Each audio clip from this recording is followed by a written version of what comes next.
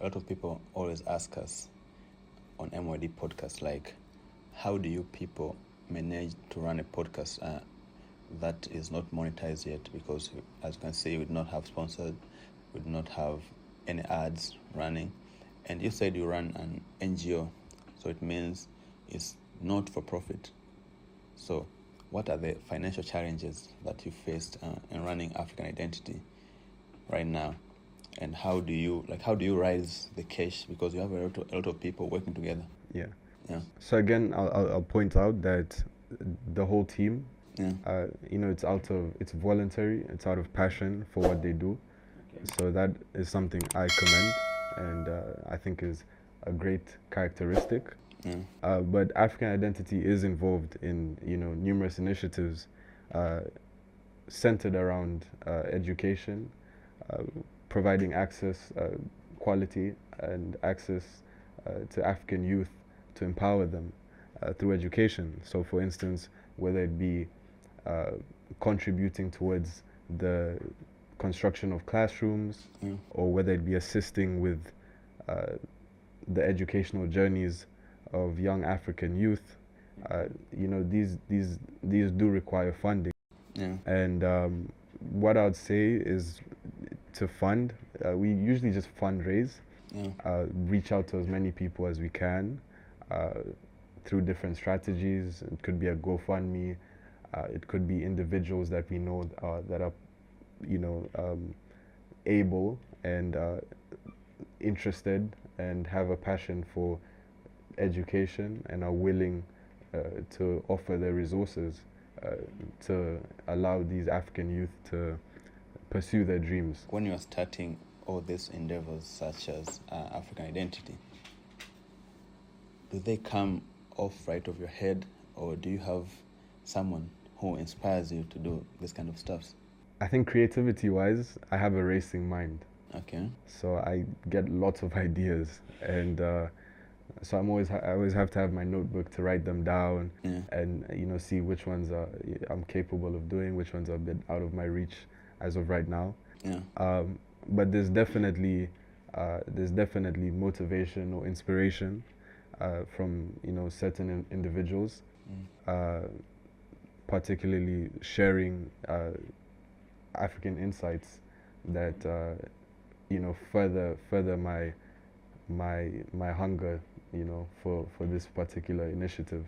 Politics requires you to have a lot of different skills, because you are basically a public figure, you're basically an economist. You need to know a lot of stuff. So what skills are you developing right now to prepare yourself for the future? I'd say one of the skills I'm currently working on and taking seriously is my public speaking. I think public speaking is a very important skill to have, to grasp. The way that you can engage a crowd is important. I'm sure MYOD learnt a lot from Vusi Tembakwayo when he came to Tanzania. Yeah. So that is definitely something admirable and something that I'm working on to develop. Yeah.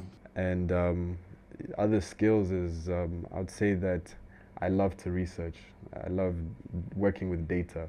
So I'm always looking at new information and figuring out ways to understand it and break it down, and also put this information out there in a simplistic way, but still you retain the key message behind this data. Yeah. Okay. And how about lying? Because we are used that politicians are liars. I would say smart with the choice of words. Smart with the choice of words, yes. Who's your favorite politician? My favorite politician? Wow. I have a deep admiration for the late and the founding father, Julius Nyerere. Oh, how about Donald Trump? Donald Trump? Yeah. He's an interesting character. An interesting character, yeah. What do you like about him? He's bold. He sticks by his decisions, and he doesn't let things faze him. If he's made judgment, he'll stick to his judgment. Yeah. I remember when I was abroad, whenever I tell people I'm from Africa, they'll say Nigeria, they'll say Ghana, because abroad Africa is so Western centric. At least right now it's coming to South Africa a little bit. When you mention Tanzania, most people don't even know about Tanzania. At least when you mention Zanzibar, some people will understand, but even worse, most people think African in general is a country. So what do you think causes that Western-centric approach right now? I think it's the way that the media portrays Africa. The media, you'll find them having some sort of propaganda centered around certain African countries. The type of headlines they would release on, different events happening across the continent.